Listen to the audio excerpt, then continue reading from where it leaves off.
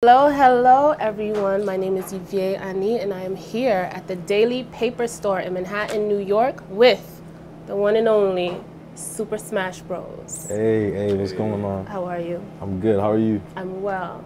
Amazing. I'm feeling love. I'm feeling the love here today. Very much so. As we celebrate loved ones. Yes. Your new Indeed. release. Sure. Very excited about it. Which number project is this for you guys? This is our second, actually. It's your second project? It's our, well, Technically, it's our third, but it's our second full-length project that we produced. Your second album? Yes. second album. Okay. Yes. And you've had EPs? Yes. Prior. We dropped 2 EPs before this and then 1 mixtape. Well, what makes this different from your last projects? I think it's just growth. Yeah. More importantly, there's thematically it's growth. I think also production-wise, I feel like we've taken a step forward with our production, and yeah, and just every project mode is different. We're going through different life experiences, so we try to let that bleed into the music. 100%. Yes, you brought up production. I want to get into that later.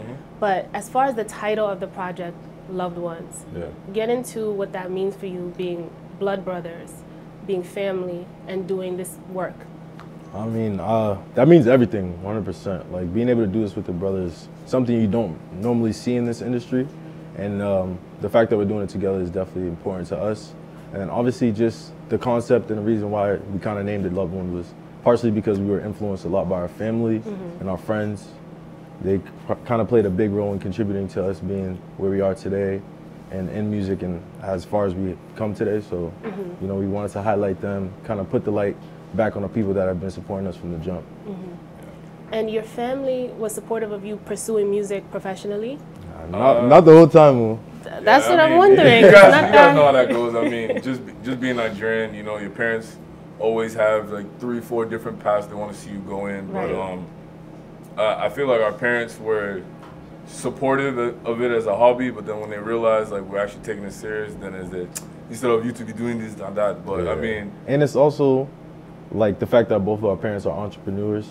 So that kind of allowed them to have a little more leniency with us doing this. So they were supportive. And family's so big in our whole whole upbringing. So I feel like, you know, the fact that our parents know we're doing it together also makes them feel, you know, happy and satisfied. They know at least like if we're gonna be in a journey like this, we're doing it together, and then it's like it's an unbreakable bond. So For sure. yeah. And what do they think now, seeing your success, seeing something tangible? They're gassed. They're definitely gassed. You know, I think it's different when they're starting to see, like, you know, their family friends be like, yo, my kids, keep talking about your kids. They're doing this, that, and They need the third. something to brag about. You know, so now they're smiling. It's like, okay, they're doing something now. So like, For sure. I mean, yeah, I think they're happy and they're very supportive now. So we're just thankful for that.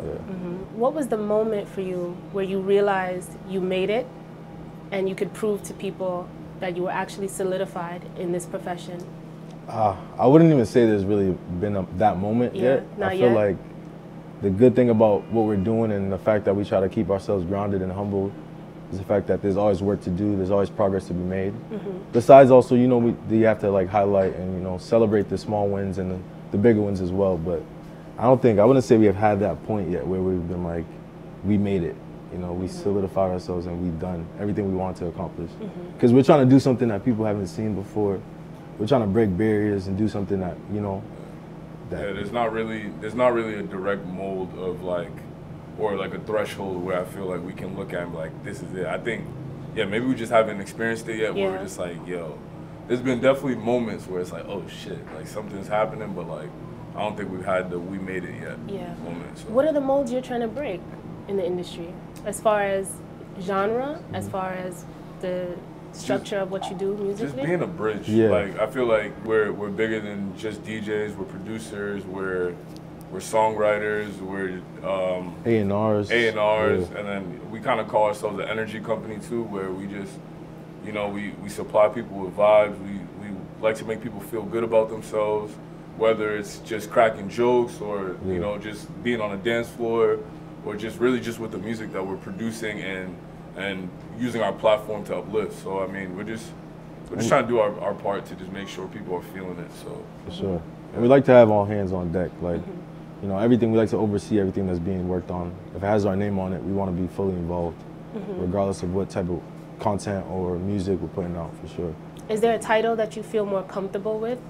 Do you accept DJ, producer, or does it not encapsulate what you do? It does, yeah. I think that's an umbrella, but I feel like we do so much more. But we're fine with that. For sure. For now. For now. For now. We'll see you. Must know. But yeah, that's cool for now. So I want to really get into the production of the project because for me, as a music connoisseur, it really sounds like I could tell DJs produced the album. Yeah. And that's a good thing because it's synced really well. Exactly. And it's almost as if you're transitioning between songs as if you were doing a set. Yeah. Is that deliberate for you when you make music? Sequencing is probably like the biggest thing. We think about when making a playlist, an album, any type of project, musical project. We want it to be like a journey, an experience as the listener is listening. So we try to be very cautious and intentional with the way the beats per minutes are synced into the next song and stuff of that nature. And you also want people to you want to control the vibe and control the tempo of the music. So I feel like that's important when we're doing that. Yeah, we think of our projects as like a DJ set, literally. Yeah. That's how we treat it, where it's like we're building a vibe, where we know there's like the peak moments, and then we want to also, like, when we know we're trying to switch it up, just trying to figure out ways to like creatively do so. So we and then we also, like, we consider ourselves music connoisseurs as well. So depending on what we're listening to, it may directly inspire us to implement like influences and of all time, because we listen to so much. And growing up, like even living in Boston, like Boston is so much more diverse than people realize. So like we grew up around a lot of Haitian people. We grew up around a lot of Dominicans, Cape Verdeans, West Indians, Trinis, Bajans. So like all that stuff, you listen to our stuff, you can hear little droplets of all those elements. And all those influences kind of just playing a part into like what our sound has become or is becoming, I guess. I think it takes a lot of skill to be able to control sound like that without being on the mic as a DJ producer, because we see a lot of celebrity DJ producers who are very vocal on their tracks. They produce and they sort of executive produce and just bring artists together rather than making the music, but they're also vocal. So you guys are not vocal on the music, and is that a deliberate choice to let the music speak for itself? Yeah, absolutely. I think we do a good job of just like having select sounds and stuff that people can identify and notice that is us when you're listening to our music. So like there's, I don't know, certain percussion patterns and stuff like that where we want people to listen to our stuff and really be like, I know this is SmashBroz produced beat. Simply because of the elements that we implement into our music.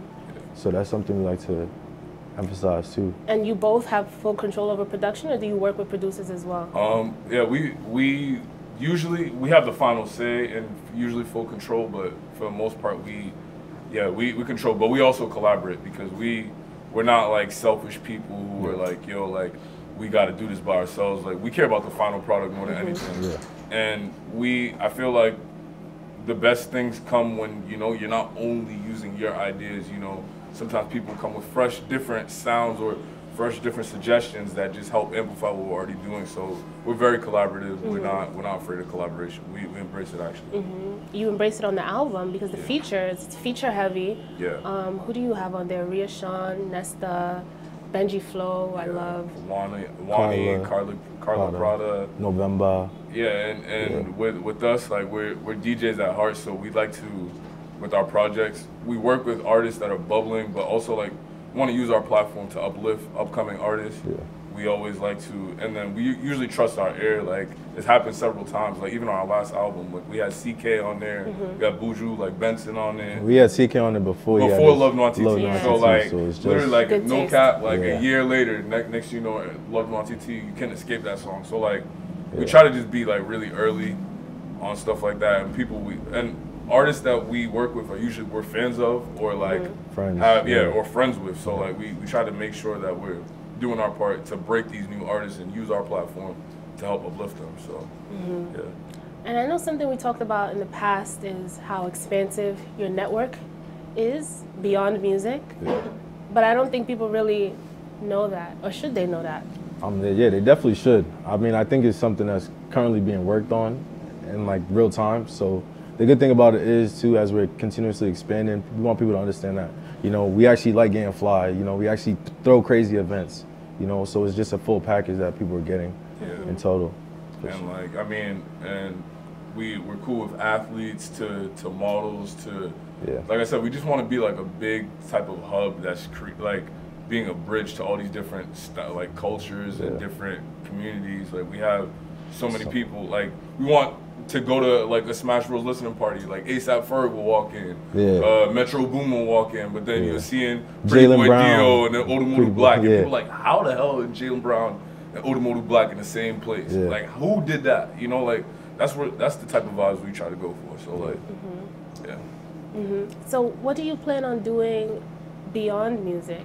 Or are you always going to be making music as the basis of everything else that you do?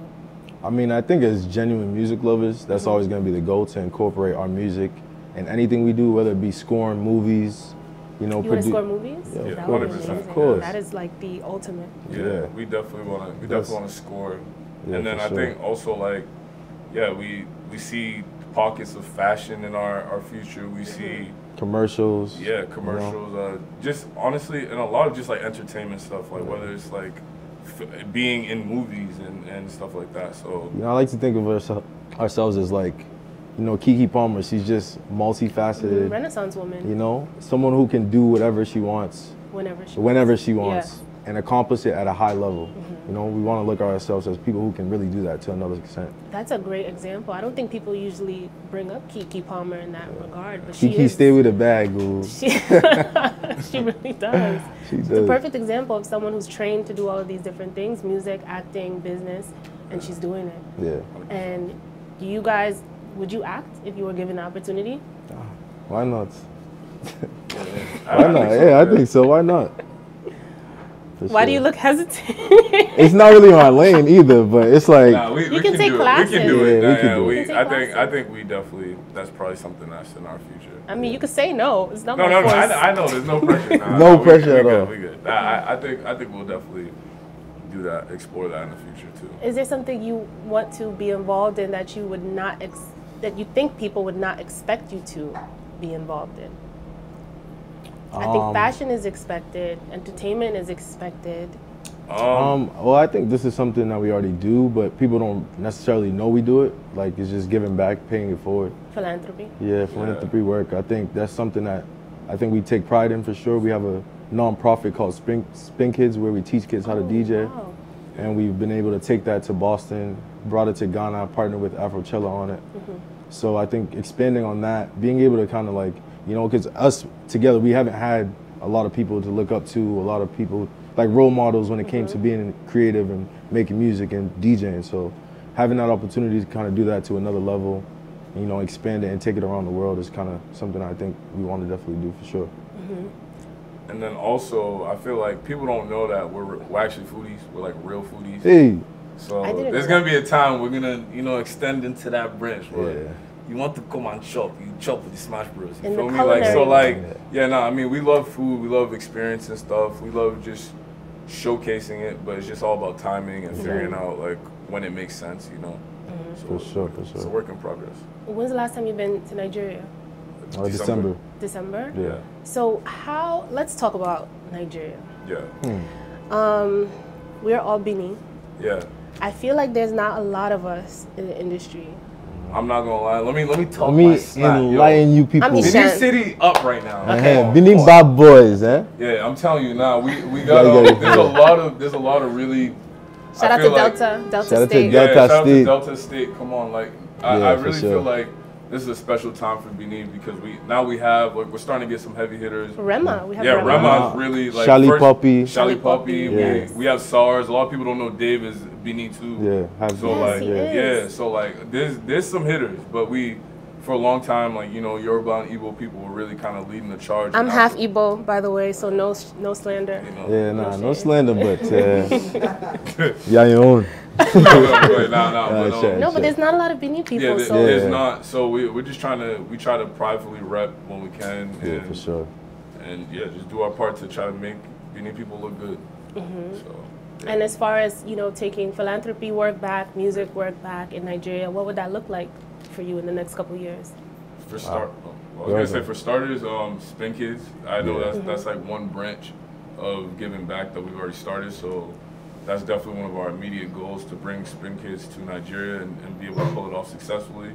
And start to build that infrastructure. But then also just like that, you know, as much as we love Nigeria, there's a lot of work to be done in that country. So like, just however we see fit, it's just, you know, there's no point in gaining a huge platform or gaining resources if you're not able to help and pay it forward, because, you know, like, you don't want to die with all your resources. You want to be able to make sure people feel that impact too. So for sure.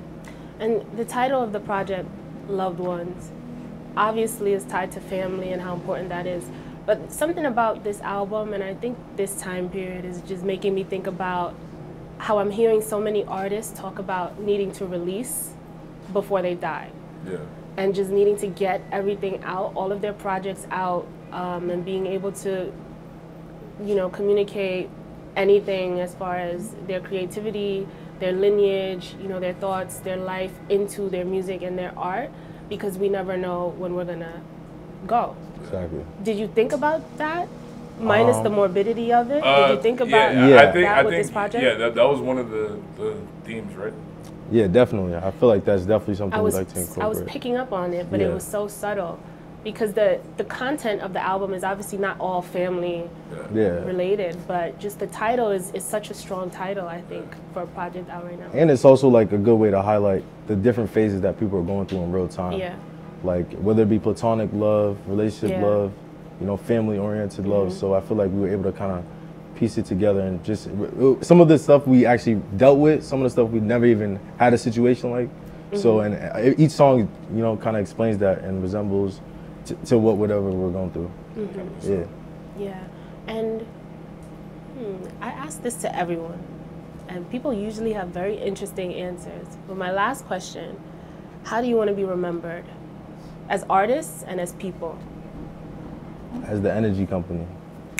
Okay. No. On a serious note.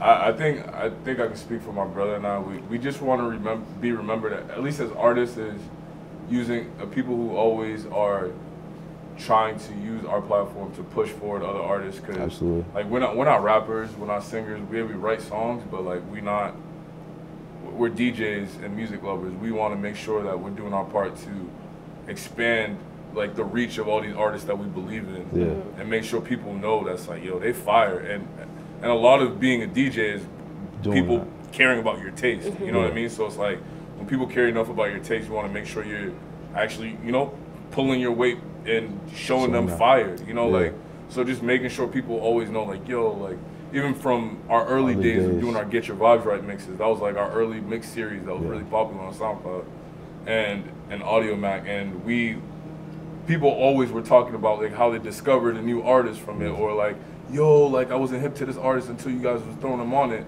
And that's why I feel like our projects are now extension of.